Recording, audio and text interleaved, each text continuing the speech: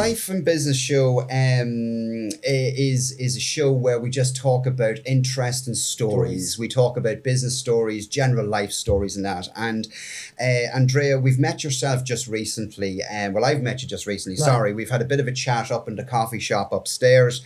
And this story started to unfold. And we says, no, we got to capture this. There's not many stories that I'm certainly aware of locally on a journey like this. So, so I'm just going to flick through a couple of things just to set the scene for people at home and stuff like that mightn't be aware of your journey. So, Andrea, you left Dundalk in around about 1987. March 1987. March 1987. You moved to the States. You were in one industry and then you moved to another.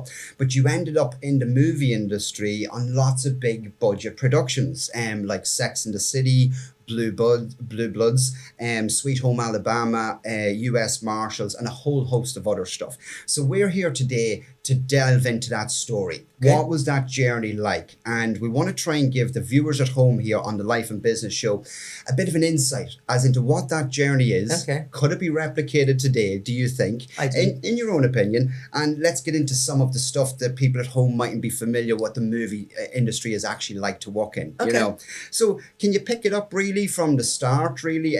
We'll do the Life and Business Show kind of thing now, and then we'll move into some of the photographs that we have from you on set. Okay. So we're going to move through the next slide and the next slide. So Andrea, go ahead. We were start us off 1987 Dundalk. What was it like? Horrible. The 80s in general, I think, in Ireland, and was it was a pretty sad state of affairs. I think everybody was getting on a plane to anywhere, to somewhere. Mm-hmm. Like in my class at school, I think maybe 10 girls were still in town. Everybody at first just moved everywhere. So I decided to go to San Francisco because we had a relative there. And my mom said I could go visit my friends in New York at the weekends. 3,000 miles. Had no idea how big the United States was. Sure. So I went to San Francisco. There was quite a few people from Dundalk actually in San Francisco. And it was a nice little community, you know, no cell phones. You know, everybody at a different bar each night to find out what was going on. Right. And then I got a job as a live-in babysitter in a beautiful home with a great family that I'm still friends with today. Oh, very nice. So they took really good care of me, especially since I was still a teenager. Yeah. They felt, you know, that they had to take care of me. Okay. And it was good. It was a lot of fun. But again, it just started to get a bit stale because I wanted something else, because I was babysitting. And then I got my green card. Okay. And then once I got my green card, it was the Morrison visas. Once I got the Morrison visa, I was gone. Right. And part of me thought maybe after 7 years, maybe I'll come back to Ireland for a little bit. But I stopped in New York, and the rest is history, really. Wow. I had a cousin, Kevin Megan from Dundalk, who worked, he had a catering company, and he used to do the craft service, which is the big food spreads on commercials and movies. And he gave me a job helping him out. And I was on a big commercial, I think, with Rosie O'Donnell and a couple of other people. And I was the one answering the walkie. Okay. Even though it wasn't, you know, looking for eyes on the director. I just instinctively, you know, well, that's the cast. And that seems to be an important person. So there was no reason for me to answer it, except nobody else was answering it in their department. Okay. So the guy came up at the end, Eric Yellen, sadly, R.I.P. Eric. He came up and he said, "Hey, is this what you want to do?" And I was like, well, no, not the craft service end of it, but like everybody else, you have to, nepotism is rife in every industry, but especially in the film business. Okay. So you have to, it's a harder way to get in on your own. So when somebody comes up and offers you, you know, you want to do a couple of days, there's this movie coming in called US Marshals. It could have been called Trash Can because they're not out yet. Nobody knows. Right. Okay. You know, even the actors that are, at that point, I didn't care that it was Wesley Snipes and So this is the first big budget you were actually on, was the US Marshals. But my first day on a set. Oh, okay. And to this day, I would tell one of the other, he's a unit production manager now on the Gilded Age. Okay. I tell him that, you know, you put me with a camera, camera. And he goes, yeah, I figured you could do it. And I said, I'd never been on a set before. And he goes, no way. I was like, I hadn't. Okay. So with the camera guys, because I'm like, oh, what do I do? You know, it's a stunt guy coming across a train. Okay. And everybody's set and ready. And it's a big deal. And, you know, I'm camera. And the guys are like, we'll tell you we're set. And then when we tell you you're set, you just go into the walkie and you go, camera 3 is, C camera is set after obviously A and B. Okay. So that was, and I honestly, when I did that, the rush, Really? it really was. The adrenaline was insane. Yeah. So that for me was, Right. You were hooked. Was it? Maybe if I had to been on something else that we were standing around with a camera and 2 people walking down the street and you're like, I was here for 16 hours and I don't know if I'm going to do that again. But, and we've all done it in our careers, but your first actual job is to have Wesley Snipes' stunt guy come jump off a building and land on the Metro North. Wow. You're like, oh. I remember the scene you're talking about actually. And he gives the fingers on the train. Yeah. Yeah, I mean, that was my first ever scene, my first ever day on a set. Okay. So I think that's probably part of the reason why I was like, this is amazing. Yeah. So it was the adrenaline that hooked you into it. And what were the points that you really loved about it, that you were into? And what was some of the bits maybe that you go, you know what, that's some of the downside to it? Well, the action, that was really great. Okay. Because there's such attention to detail, even down to like the, you've got a photo double for an actor, you're coming behind them, but you have a stunt double for the same actor. Okay. So you're getting them ready and you're like, is this the photo double? Is this the stand-in? Or is this the stunt guy? So the stunt guys are super important and they have to, some sense of looking like them. I mean, the picky one's going, that's not him. Or that, because, no actor, unless it's Tom Cruise, is going to be allowed to jump out of planes or do any of that stuff. Sure. So that to me was right. Running people, jumping out of windows and, a little walk and talk on the street. I'm bored. 2 actors in a room, like sitting like this. Right. I'm bored. Okay, right. Because we're shooting it, for 6 or 8 hours. Yeah, right. They go on for that long. Yeah, because, master, a wide shot, coverage. And if there's somebody else there, and God forbid people are eating and talking, you've got to get all the eye lines. Yeah. It can take forever. So talk us through a little bit of that. You started on a camera walk. You started on the C camera. Is that No, I started as a trainee. They call them in Ireland, and still the trainee assistant directors. Trainee assistant director. But production assistants in the United States. Okay. So I was a production assistant. It was my job to get on the walkie and tell what was going on, not knowing that it was my first ever day there. The camera guys just helped me out. And through my whole career, I've always, because I'm always by the camera, looking to see what the next shot is, looking to see how long the shot is for, where the shot starts, where the shot ends. How much are we going to use? Is it just a master? So I can have people at the beginning running around crazy and making the place look busy. Sure. But then, I can let it die off because we're only going to ever use it for the first couple of seconds of a show. Right. So that's, for me, also making sure that all the actors are ready. I mean, there's a lot of people helping you. Making sure the actors are ready. So for me, it's making sure that they're in at the right time. Not to know what time of the day we start. Okay. Basically, I'm telling people when they come to work and when they're going home. Okay. And when they break for lunch. So it's the boss job, really. It really is. Keeping everybody in line, keeping it all together. It's sort of like you're sailing that ship. You're going into battle because you're going to be blamed. Either you're the camera department's getting the blame. You're the first ones to be fired. Okay. After a couple of weeks and you're over budget because the actors are in crazy overtime, the extras are in crazy overtime, the crew is in crazy overtime. Even though you've done the schedule and you've told everybody, everybody goes, oh yeah, it'll be fun. Don't worry about it. And then on the day, you go even more because you're saying to the director, there's too many shots. You can't. It's a 12-hour day. So this is one of the key things. Is this where movies? Yeah, but is this for the people at home then listening to this? Is this where TV series, movie shows actually go out of budget? They go off script. Yes. Well, it's not so much that they go off. Well, directors would be looking for great locations. It would be just not and nobody being in sync, and the overtime and the hours and the equipment being. Because we could go on a scout and the guys are like, well, we need a third camera here. And I'm like, I write it all down. And then when there's meetings happening every day in prep. Okay. Like I've got, a meeting with the director and the wardrobe department. Yeah. You have a meeting on the script. So you get to know the script really well. And then you've got a meeting for the props, go through the whole script to see what props are being used. Right. And then you have a meeting with the grip and the electrics and going through any additional equipment that they might need. So it's the full the vehicles, we're going to have, in this scene, there's 5 cop cars. Right. And the next one, there's 15 cars. And then they all go to the producers and they just get their pens out and go, no.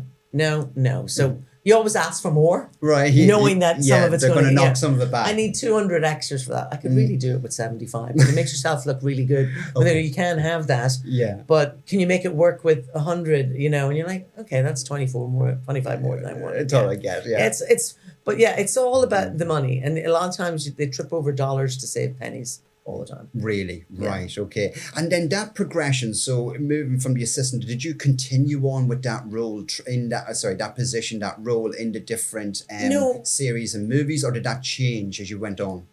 When you start, you really need 600 days to join the Directors Guild of America. Okay. And you've got to put a book in, you've got to have all your call sheets, you got to have your production reports, you even have to have your pay stubs. So you're talking in a year, you might have done 15 jobs. So you got to keep all that stuff. Oh. So, and then you have to also, because you want to be well-rounded, and there's no point being an AD if you don't know what's going on in the first team, the principal actors world, and getting them ready and being involved in that. To also being involved with the extras, the background. And I was always known for the background. Okay. So I did background on a lot of jobs, but I also had to do first team. Also had to do the production reports. And even, the utility person is always the walkies, and people make fun of the walkie position. Let me tell you, those poor guys and girls that are the walkies, you've got to number them up. You've got a bunch of grip and electrics are tossing their walkies around. You got at the end of the week, we give you 150 walkies. Why is there only 140 and 130? I think it was Godzilla that a walkie pelican case fell into the East River, and that poor production assistant never worked again. It's the same. You give the so stuff like that the happens trainees. Just on set. Back in the day when we used film, we'd have to do a break during the day and send the film to the bath, or at the end of the night, the film would have to go. Yeah. And you always give it to the person who makes the least money, and they're coming with all the rolls of film. Well, which are a the couple most of jobs valuable they've thing been on left set. in. There's always the story. We all know the guy who left the film in a cab.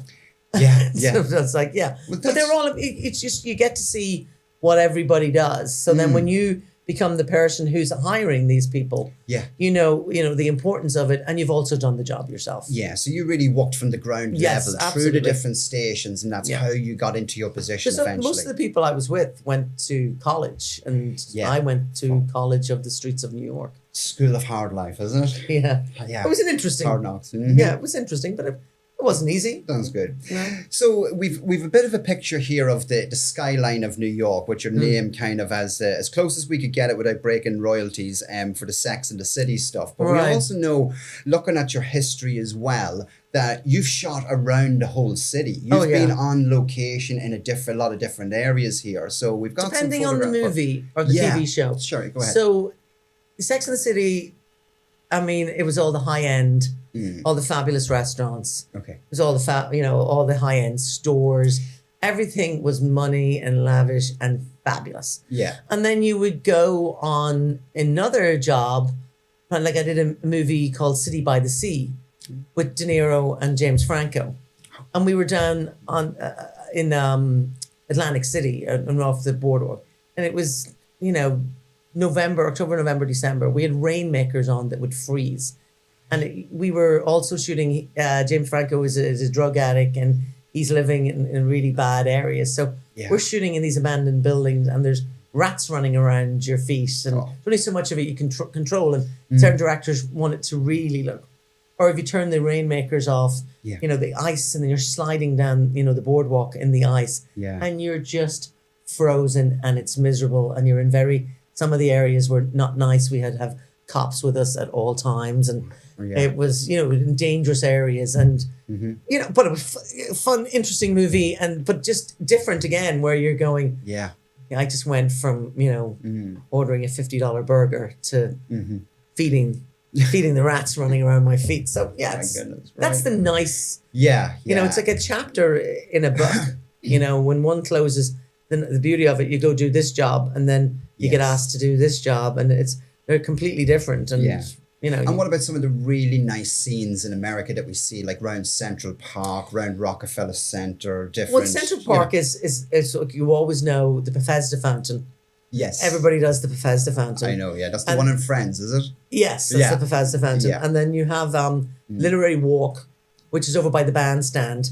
I mean, so many movies, you know, and so many shows, because you've got a big, long walkway. It's all tree-lined. Yeah. So it's iconic for the movie. And, of course, the horses and the carriage. Yeah, we've all done that. Yeah, yeah. And, Central Park is fabulous. Just...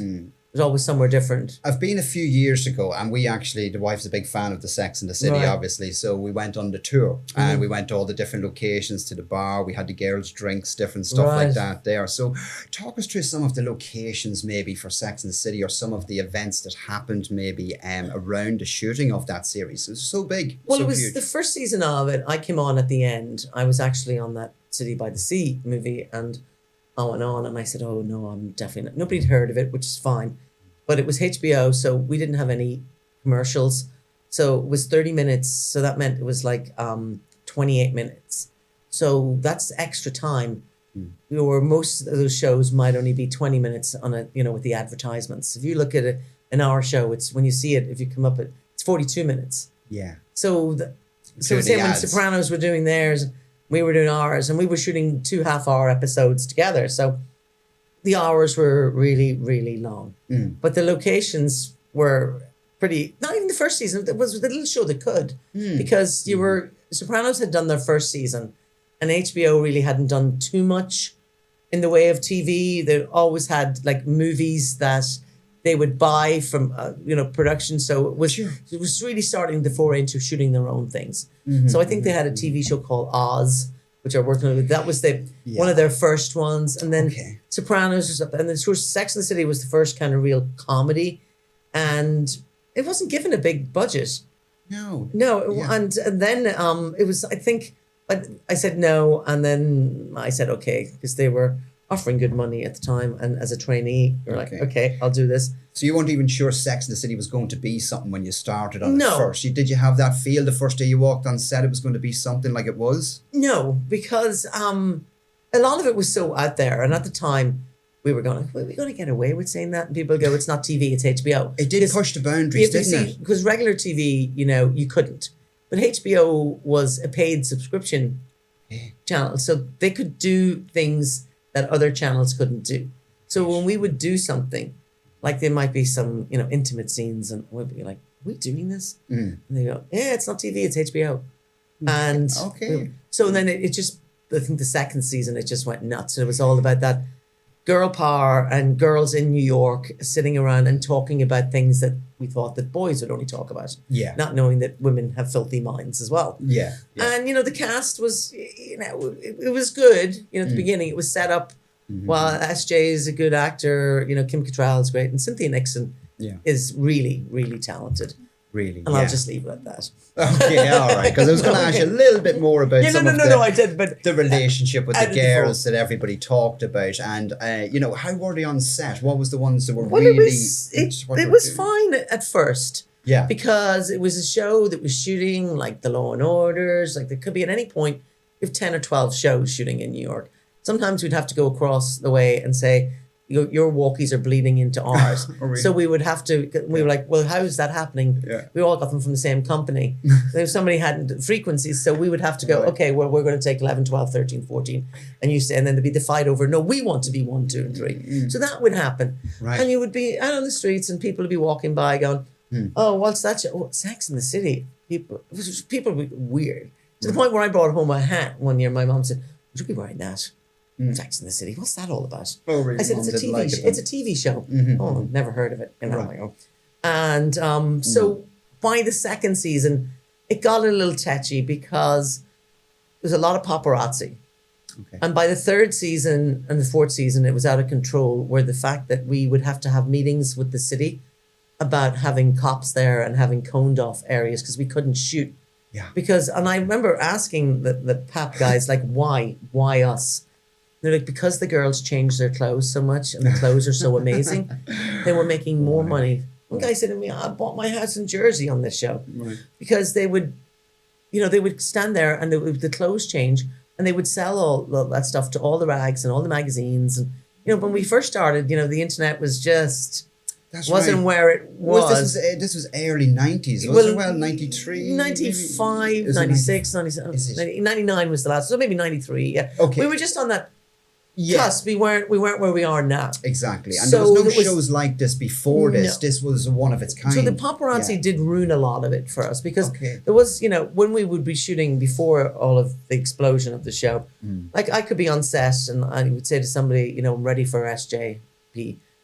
Sarah Jessica, and she'd come out of her trailer and she'd come down the street in some of the iconic clothes, and they'd be like, okay, I'm ready to go, and great. Yeah. That all changed to having to have security guards with her and having people around her, not to see the clothes straight away or on set, just standing there. So she could come over and might have a little joke or a laugh with me. But I was in many magazines myself, standing there looking horrendous, because no idea that the paparazzi are shooting everything. Yeah. And what they really want to, if it's not the clothes, they want the shot of them eating, a sandwich, Yeah. or Okay. biting on an apple, or just doing something, or Some sort of- sitting on a seat, maybe with a cigarette in their hand. Sure. That's the money shots that they really want. Okay. So unfortunately, that became a lot more guarded and, Right. putting up screens and just slowing the process down a Very lot. good. Yeah. And who took the lead when they come on to set? Who commanded it the most? Who had presence when they came into their scenes? Well, Sarah Jessica was the producer on the show, and I think a lot of people sort of forget. She had the bigger trailer, she made more money, Oh. and she didn't have to do any nude scenes. You'll never see a nude scene with her. Really? You'll never see an intimate really scene with her at all. Really? But that was her show. Okay. That's what with Michael Patrick King, so she was able to say, I'm not doing that, or I don't want to do that. And she was, I would say, the bigger actor at the time. Okay.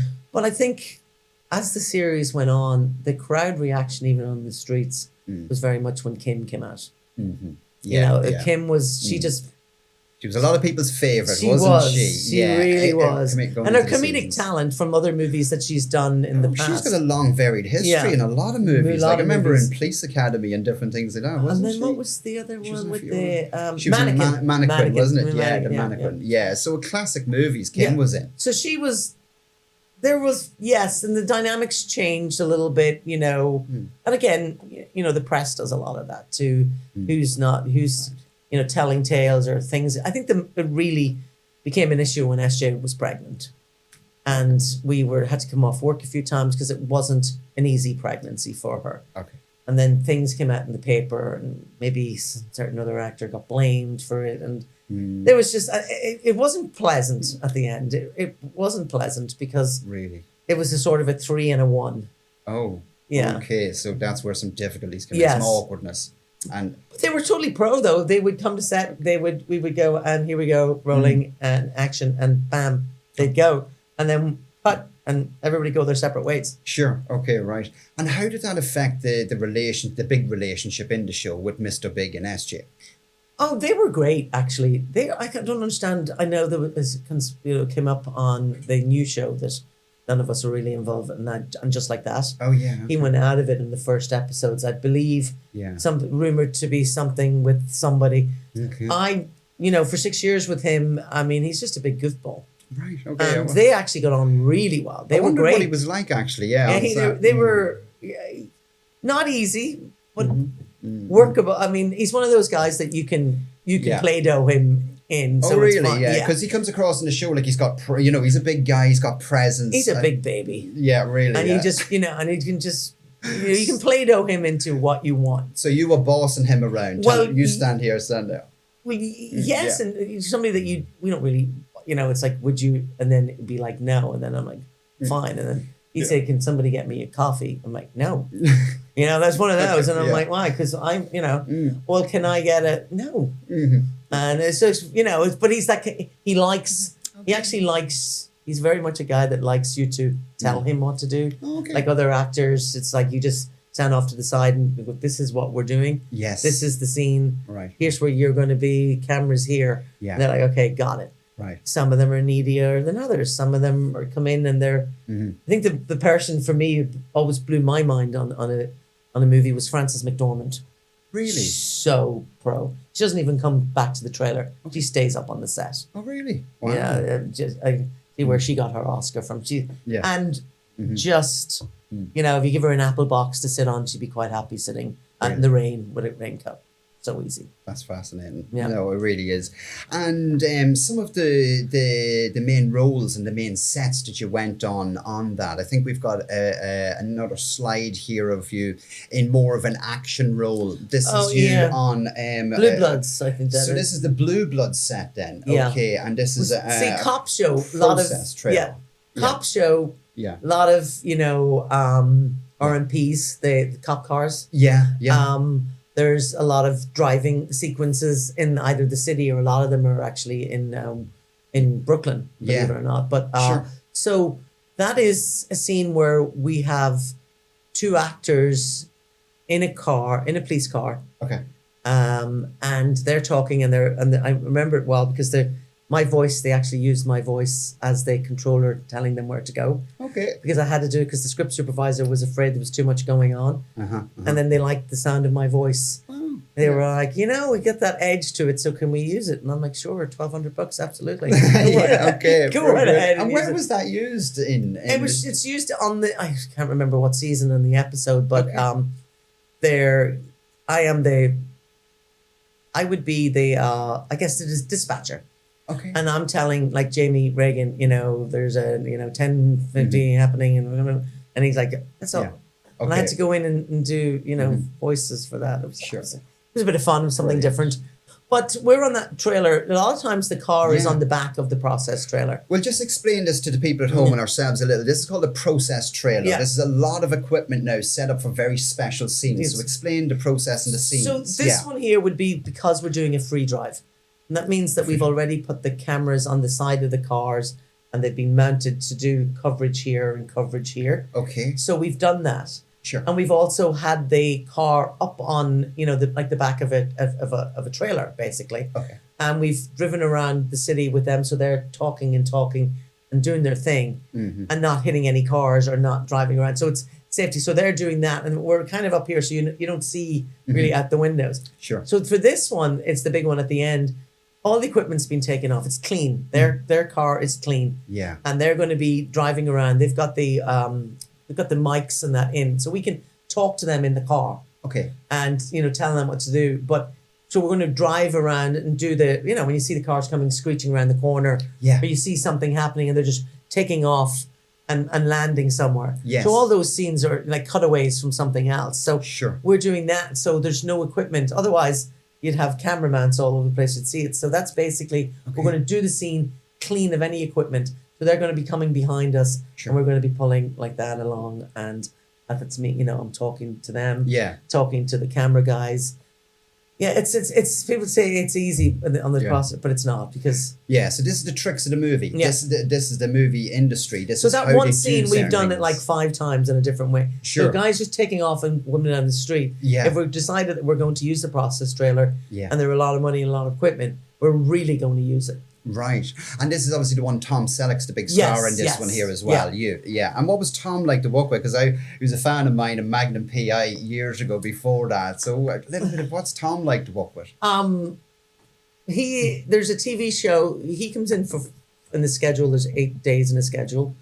So he's there on the first couple of seasons because he was having his hip done and different things. And he lives in LA.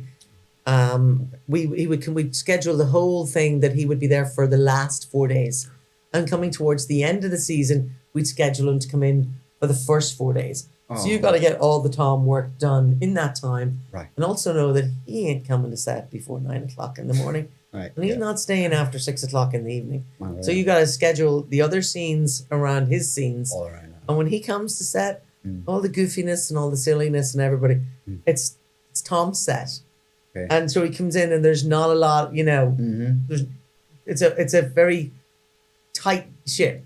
But he does take the scripts generally, and he turns them all around. So when I know that he hasn't read the script that I've gotten yet, I just toss it away because it's going to change.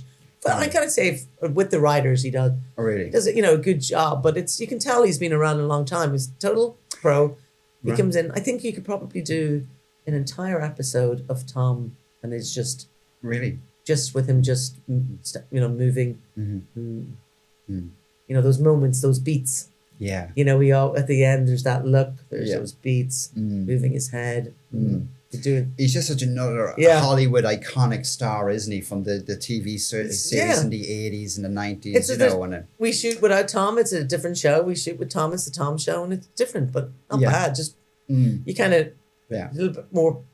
You have to watch your P's and Q's a little bit. Really, yeah. This is only there for a couple of hours, and of course, yeah. And this shooting for Blue Bloods is all really New York, Boston area, is it? It's all New York. Yeah, it's all New York. It's all stuff. New York. A lot of it in Queens and Brooklyn, but New York. Yeah, it's total New York show. New York, yeah. So it's harder to shoot in New York than it is anywhere else. Yeah, just the congestion, is it? Yeah. And in LA, it's like city. I remember being in LA and we were driving by a set, and I couldn't believe that the emergency vehicles were going around the set. Okay. Because, in New York, we have to build an emergency lane no matter what. Or you have to pull up the track. You have to be able to pull up the track. Because, if a fire department or something, they're not going around you, they're going through you. Wow, yeah. So it's a whole different world. Shooting in New York than LA. You could eat a bagel and drink a cup of coffee in LA while you're doing it. In New York, you need, walkies and hands. And I get you. And what other shows then? I think it was Law and Order? Or I think we all started at the Mothership. We all call it the Mothership, the first Law and Order. Okay. Oh yeah, yes. Right. Okay. Because I have a list here in front of me. I could just keep reading and reading top shows and top films and that there, but we'll stick with trying a few of them. So Law and Order, because that's another iconic show that was huge all over the world. They really I think everybody should go and do a little training. Actors and all of us, we all did, because there wasn't a lot of TV in New York. It was a lot more movies. So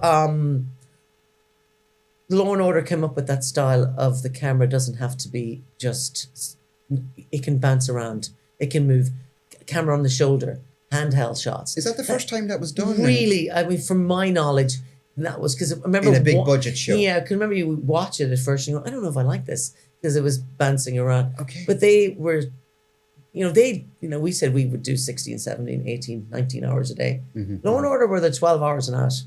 Really? Yeah, Stick Wolf, man, he just... Yeah. They would, and so it was great, and the shows have been going for years, and you go back and forward. But it's great to, they're like a production line. Okay, they really are. Yeah, I mean, there's so many Law and Orders now, but it was great. It was great for actors. I mean, you watch actors that when they first started that are now big time actors, or actors that went in who were the perps. And then they're the victims, and it was a great way of keeping everybody employed and learning as you go along. There was so many big stars made cameos and early roles in that, and then really went on to something wasn't there? Big shows and big actors. What other, along with the Law and Order? How long were you on that series? That one I just popped in and out when you had nothing going on. Everybody's like, you want to go do Law and Order for a little bit? Yeah, you're like, yeah. Oh, good. Cop show was a wee bit of a fallback, was it, from time to time? Absolutely. Yeah, 100%. It would fill in the gaps. Because you never know where your next job is coming from in the film business. You can't say, all right, I've got a job here now and I'm set. You're only as good as your last job. Okay, yeah. So you have to be mindful. I always say to people, be very good at the beginning, be very good at the end. Yeah. You do your mess ups in the middle, but don't do it at the beginning, because people remember the beginning and the end. Right. They're a little bit hazy on the middle. Okay, very good. So it's like, but that's,